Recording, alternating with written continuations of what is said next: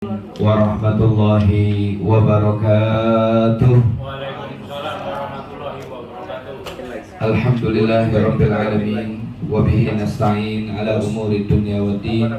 Wassalatu wassalamu ala asyrafil anbiya wal mursalin sayyidina wa maulana Muhammadin wa ala alihi wa sahbihi ajma'in. Amma ba'd. Subhanaka la ilma lana illa ma 'allamtana innaka antal alimul hakim. La haula wa la quwwata illa billahil aliyyil azim. Rabbi shrah li sadri wa yassir li amri wahlul 'uqdatam min lisani yafqahu qawli. Rabbi yassir wa la tu'assir rabbi tammim bi khair. Qala Allah Ta'ala fil Qur'anil Karim wa huwa asdaqul qailin walillahi 'alan nas hajjul baiti man istata'a ilaihi sabila wa Zahida Tour dan Travel Ibu Hajah Tifa Sa'diyah, kita doakan beliau mudah-mudahan panjang umur, sehat walafiat, dimudahkan segala urusannya.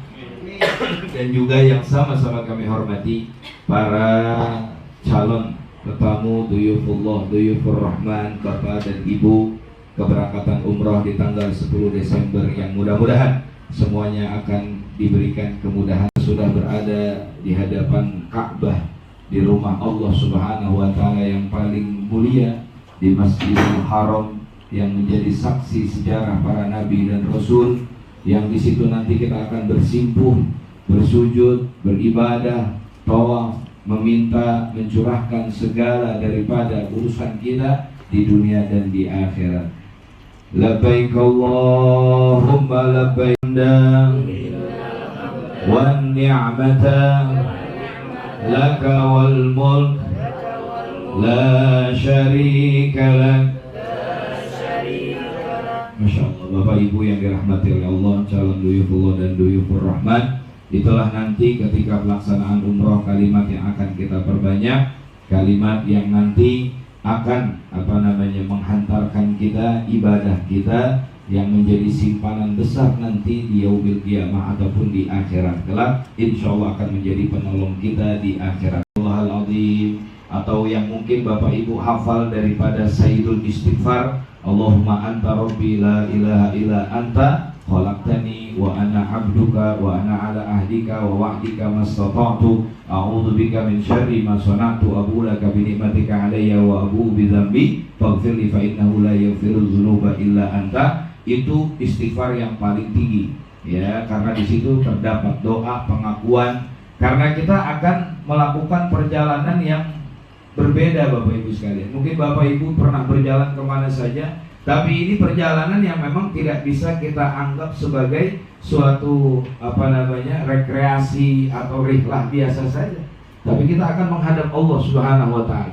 Maka itu perlu dan pentingnya yang namanya beristighfar. Yang inti daripada istighfar itu adalah minta ampun kepada Allah. Yang keduanya bertaubat. Istighfar dan bertaubat. Taubat di sini maknanya dengan segala dosa yang pernah kita lakukan, agar semuanya itu berjalan, agar semuanya itu dimudahkan. Qit'atun minal adab. Perjalanan itu adalah potongan daripada siksa, daripada azab. Kenapa? Karena banyak konsekuensi dan resiko yang terjadi dalam perjalanan. Makanya dalam syariat Islam itu, dalam fikih khususnya ya, banyak sekali bonus-bonus yang Allah berikan untuk umat Nabi Muhammad khususnya dalam perjalanan. Sholat yang tadinya masing-masing waktu bisa digabung, namanya sholat jamak ya, baik jamak takdim maupun jamak takhir. Sholat yang tadinya 4 rakaat bisa diringkas jadi 2 rakaat, namanya apa? Qashar. Yang tadinya wajib puasa bulan Ramadan, tapi kalau perjalanan jauh itu boleh untuk tidak berpuasa, asalkan nanti diqadha ya, di luar daripada bulan Ramadan. Maka penting yang namanya memperbanyak zikir ya. Lalu yang ketiga, menyelesaikan semua tanggung jawab yang ada. Bapak Ibu nanti pasti akan meninggalkan keluarga, nafkah yang ditinggalkan. Dalam bab haji itu, manis tato'a ilaihi sabila, bagi orang yang sanggup dalam perjalanannya itu mampu dan sanggup di situ, diantaranya adalah bekal atau nafkah yang ditinggalkan kepada keluarga kita. Maka kita selesaikan itu semua tanggung jawab yang ada. Lalu silaturahmi ya, ke sanak saudara. Jadi walimatus safar itu sunnah Nabi ya, yang asalnya kita harus menghampiri mereka, tapi rasanya sulit dan kita juga agak malu kan begitu. Ya udah mereka aja diundang ke rumah kita. Ini pun juga kalau mampu.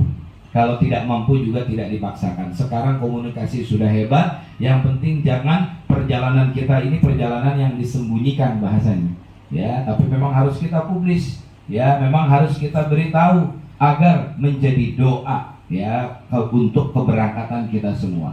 Yang kelima, ini masuk dalam tadi silaturahmi ke sanak saudara yakni walimatus sabar. Terus perlengkapan dicek yang akan dibawa. Tadi sudah dijelaskan semuanya oleh tim. Ya apa saja ya insya Allah mah Bapak Ibu sekalian ya di sana juga kebutuhan ada yang kita inginkan, jadi mungkin sarannya nggak usah terlalu banyak bawaan. Benar nggak? Fakat wukita wa wufita wa hufista wa ruzikta. Kamu akan dijaga, kamu akan dipelihara, kamu akan dihindari dari mara bahaya dan akan diberikan rezeki oleh Allah Subhanahu wa taala. Maka bukan hanya untuk kita laksanakan ketika umroh. Bapak Ibu sebelum berangkat kerja keluar rumah jangan sampai tidak membaca minimal Bismillahirrahmanirrahim Allah la haula wala quwata illa billah. Next, oke. Kemudian masuk nanti tiba pertama itu kan di Madinah. Ya, keutamaan daripada Masjid Nabawi. Masjid Nabawi ini sebenarnya masjid keberapa yang dibangun oleh Rasul Bapak Ibu? Mungkin ada yang pernah tahu sejarah kira-kira. Masjid keberapa yang dibangun oleh Nabi? Masjid kedua. Masjid pertamanya itu adalah Quba. Tapi yang masjid kedua ini Nabawi ini menjadi center, menjadi sebuah pusat peradaban Islam di mana Nabi Muhammad SAW menyatukan manusia. Dan berjalan lumayan juga ya, tapi naik bis nanti ya. Mengunjungi Masjid Quba, sholat 2 rakaat pahalanya seperti 1 kali umroh. Pahalanya seperti 1 kali umroh. Jadi bersuci dulu di hotel, artinya wudhu, ya, kemudian baru berjalan ke Masjid Quba. Niatnya dan tujuannya adalah i'tikaf, sholat tahiyatul masjid. Kalau di situ waktunya duha, ya sekalian sholat duha. Sekalian sholat duha. Apa sih Masjid Quba? Nih, masjid pertama yang dibangun Rasulullah pada tahun 1 Hijriah, ya, sekitar 5 km, ya, di sebelah tenggara kota Madinah. Jadi Nabi itu datang, ya, sebelum ke Madinah ke Quba dulu, bahkan sholat Jumat selama 3 hari kalau tidak salah, ya, Rabu, Kamis dan Jumat. Nah Jumatnya itu tuh beliau melaksanakan sholat Jumat. Habis itu Nabi Muhammad berjalan lagi dengan untanya Bapak Ibu, berjalan lagi dengan untanya. Sunnah, niatnya dalam hati, ya, saya niat mandi sunnah ihram. Nah setelah itu barulah tuh memakai kain ihram, nanti akan saya praktekkan. Apa langsung sekarang dipraktekkan? Nanti aja ya. Oke. Yang ketiga, memakai wangi-wangian dulu di badan, ya, bukan di baju untuk laki-laki. Tapi kalau untuk laki-laki pun juga boleh. Kenapa? Karena baru sekedar mandi, karena ini masih di hotel. Patokannya tuh nggak bolehnya nanti setelah di mikot. Setelah di mikot, kalau udah di mikot udah niat baru udah nggak boleh wangi-wangian. Makanya disarankan juga ya nggak apa-apa untuk laki-laki udah pakai wangi-wangian dulu, paling minimal mah apa namanya ini buat anu dah ya. Nah iya, sebab nanti kan ihram kan kebuka nih, jangan sampai bau sayur asem lah ya. Itu intinya buat laki-laki pakai deodoran ya. Memotong kuku dulu ya, karena nanti kalau dalam larangan ihram kan nggak boleh kuku itu terlepas ya. Kemudian mencukur atau memgunting rambut yang tumbuh aja udah membuka daripada bahu sebelah kanan. Tuh, makanya tadi bulu ketiak dicukur dulu ya, karena kebuka nanti di sini. Ya, begitu dibuka tuh panjang di sini, masya Allah, kan gak enak begitu ini nanti. Oke, ini pakaian ihram, ya, pakaian ihram. Kenapa disebut ihram? Ini satu akar kata dengan haram sebenarnya. Karena orang kalau sudah berpakaian seperti ini dengan niat di mikotnya akan berlaku perkara-perkara yang tadinya halal jadi haram, yang tadinya halal jadi haram. Seperti apa? Yang tadinya boleh pakaian berjahit seperti ini udah nggak boleh. Terus kukunya kegunting misalnya, ada yang terkelupas udah nggak boleh. Berkata kasar nggak boleh. Fala rafasa wala fusuqa wala jidala, nggak boleh itu. Orang kalau udah ihram, udah niat mikot udah, ya, ikhlaskan hati kita udah, nangis udah, ya, belum menuju Mekah aja kadang udah nangis sudah. Ya, kita banyak minta maaf kepada Allah atas dosa-dosa kita. Nggak boleh ada kalimat-kalimat kasar. Ya, maka dijaga hati semua para jemaah. Bapak dan Ibu ini satu rombongan. Apalagi kalau dibantu dengan apa namanya gesper tadi Pak. Ya, gesper. Ini bisa begini, bisa juga begini, boleh. Bebas. Duduk sambil duduk jongkok. Hah? Saya jongkok kelihatan nggak? Oh, takutnya kelihatan? Enggak kelihatan itu. Dan ini bisa lebar begini kan? Bisa lebar. Apa mau saya lari sprint nih? Nanti kan sa'i ada juga tuh yang lari-lari kecil kan, komputer warham atau Jawa seperti itu. Jadi ini begini udah kuat. Ya. Ini karena saya pakai gamis saja, ya. Tapi kalau langsung apa namanya badan kulit udah kuat, apalagi bahannya seperti itu. Nah ini atasannya. Tuh udah ada namanya Zahidah, Masya Allah. Zahidah. Oke, seperti ini. Kalau dalam keadaan biasa, tinggal diginiin aja. Ya, ini keadaan biasa, sholat atau apa seperti ini. Ya, nanti ketika tawaf baru dibuka bahu sebelah kanan. Ya, di bahu sebelah. Bismillah. Nah, terus seperti itu. Seperti ini saja buat bapak-bapak. Ya, sudah saya begini aja lah. Sudah ya, cukup ya. Dijawab ya.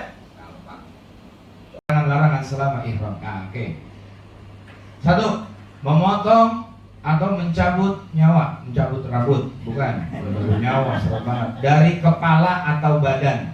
Karena memakai tutup kepala buat laki-laki nggak boleh. Jadi ya udah kepala kita begini aja Pak selama umroh. Ya sama kayak bapak-bapak seperti itu. Makanya jangan sampai apa namanya rontok ya. Kadang garuk begini aja, cabut. Udah umroh minta cabut uban lagi membelinya. Jangan ya, kan ada yang suka minta cabutin uban ya. Kemudian kedua memotong kuku. Ya insya Allah enggak lah. Yang ketiga memakai kain berjahit bagi laki-laki. Seperti tadi ya apa namanya celana dalam, yaitu setiap pakaian yang dijahit menurut ukuran anggota badan, gamis, celana, jubah, kaos, peci, topi dan lain-lain. Ya buat laki-laki nih. Terus menutup kepala, ya hal-hal yang menyentuh kepala seperti sorban dan peci tidak boleh juga. Ya tidak boleh. Memakai parfum, yaitu setiap hal yang berbau wangi dengan tujuan memakainya di baju atau di badan. Ini semua berlaku nih buat laki-laki dan perempuan. Bapak Ibu sekalian yang dirahmati Allah, tamu-tamu Allah Subhanahu wa taala, nanti kan dari Madinah nggak langsung tawaf. Pasti check-in dulu ya di hotel. Nah, ketika check-in itu di hotel, perhatikan kita masih dalam keadaan ihram. Tadi sudah ya di miqatnya tadi, niatnya tadi itu dengan pakaiannya. 2, tawaf mengelilingi daripada Ka'bah sebanyak 7 kali. 3, sa'i. Ya, wah saya sa'i dulu, tawaf dulu, tapi ihramnya nanti miqatnya lebih kacau lagi. Pokoknya tertib itu harus berurutan. Itu saja. Ihram, tawaf, sa'i, tahallul, tertib. Selesai. Umroh itu paling hanya memakan durasi 2 sampai 3 jam aja. 2 sampai dengan 3 jam. 1 kali umroh. Oke, next. 1 tawaf. Nih, setelah ihram dari tawaf. Sholat di Masjidil Haram sama dengan 100.000 kali lipat dibanding sholat masjid yang lain. Tadi sudah kami sampaikan. Setiap sehari Allah menurunkan 120 rahmat. Baitullah 60 rahmat untuk yang melakukan tawaf, 40 rahmat untuk yang melakukan sholat, dan 20 rahmat untuk yang memandang Ka'bah. Memandang Ka'bah itu termasuk ibadah. Tidak hanya Ka'bah, ya, tetapi juga memandang mushaf Al-Quran itu juga jadi ibadah. Bapak Ibu di depannya ada Al-Quran dipandang itu. Ya Allah, nangis. Kenapa Pak? Gak bisa baca. Gimana bacanya? Ya. Itu udah dapat pahala. Ya. Mau lebih banyak pahala lagi belajar. Ya, baca Al-Quran. Yang kali ada orang nangis kirain ke apa namanya meresapi bacaan Quran, katanya kagak tahu apa yang dibaca. Baik, dan lain sebagainya. Terus keluar, namun sudah ditutup. Sekarang udah tinggal jadi 1 pintu saja, masuk dan keluar lewat situ. Ya, dulu pernah terjadi itu, ya, di zaman siapa? Multazam. Kemudian ini makom Ibrahim, bukan berarti makom ini kuburan, tapi hanya nampak tilas telapak kaki Nabi Ibrahim, tempat di mana Nabi Ibrahim memanggil umat manusia untuk beribadah di Masjidil Haram, beribadah di Ka'bah, melaksanakan haji, ya, memanggil-manggil. Itulah namanya makom Ibrahim. Sunnah sholat di sini, tapi kalau memungkinkan, ya, kalau tidak ya udah nggak usah. Saya pernah melakukan sholat di sini, alhamdulillah. Rakaat kedua diangkat badan saya masker, suruh jalan lagi. Torik kata dia. Kurang aja. ajar juga ini. Terus ini hijir, jarang dibuka ini. Tapi kalau udah sekali dibuka, masya Allah, bapak ibu bisa sholat di sini. Allahumma, nangis sudah. Kayak raudhah aja udah. Ya, jadi tempat ijabah ini daripada hijir Ismail. Next, langsung. Dia turun ke bawah nanti, menuju daripada Marwah. Disitulah perjuangan Siti Hajar dalam mencari air. Ya, ketika Nabiullah Ismail masih dalam keadaan bayi, ya ternyata airnya itu adanya jauh sumur Zam-Zam. Saya juga nggak tahu tuh di dekat mana, karena udah tertutup. Kalau dulu orang masih bisa katanya, orang-orang haji zaman dulu melihat sumur Zam-Zam. Nah, ini sa'i namanya, dari Safa. Inna Safa wal Marwata min sya'airillah, faman hajjal baita wa tamara fala junaha alaihima ay yatawafa bihima. Kemudian wa man tatawwa khairan fa innallaha syakiran alima. Itu ada di dalam surah Al-Baqarah. Tidak salah. Sungguhnya Safa dan Marwah sebagian adalah syiar-syiar Allah. Siapa yang ibadah haji ke Baitullah atau berumrah, maka tidak ada dosa baginya mengerjakan sa'i di antara keduanya. Dari Safa ke Marwah terhitung 1, dari Marwah ke Safa terhitung 2, Safa ke Marwah lagi terhitung 3. Begitu cara menghitungnya. Ya, nanti juga dipandu sama mutawif. Ya, bapak ibu mau udah ngikutin aja. Ya, yang penting persiapkan tadi fisik. Ya, karena juga ini adalah ibadah fisik. Terus setelah Safa, nah ini pilar hijau yang tadi saya bilang, Rabbighfir warham wa'fu wa takarram wa tajawwaz amma ta'lam innaka ta'lam ma la na'lam innaka antallahul a'azzul akram. Terus sambil lari-lari kecil. Ya, lari-lari kecil. Kalau ada anak kecil, bisa anak kecil sprint dia lari dia.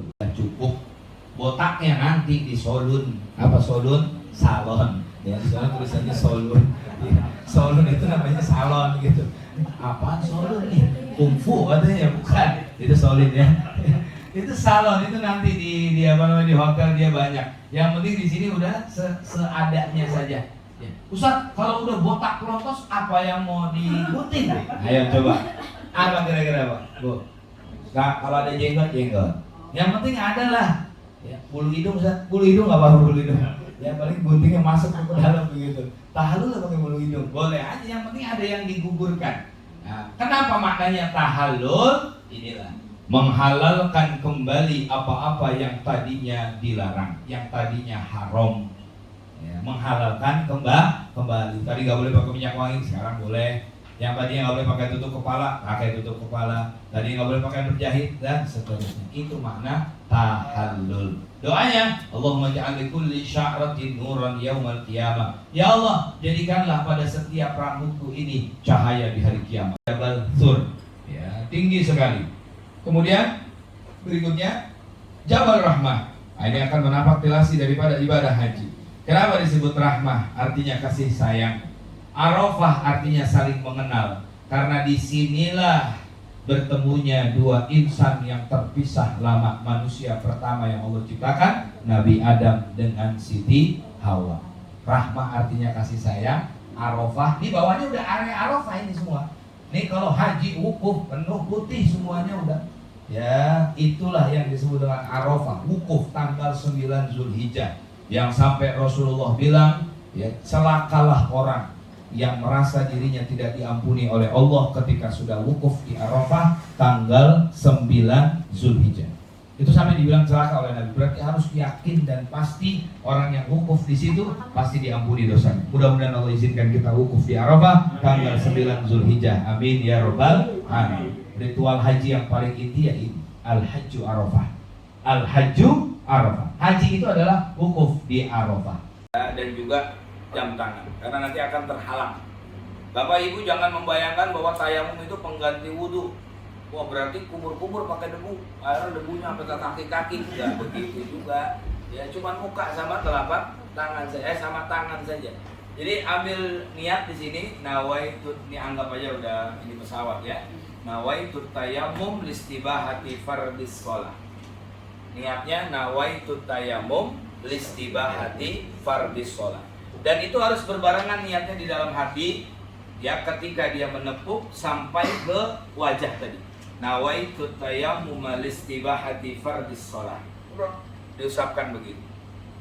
Udah selesai. Ya. Kemudian ambil area bawahnya, jangan yang tadi sudah ditepuk.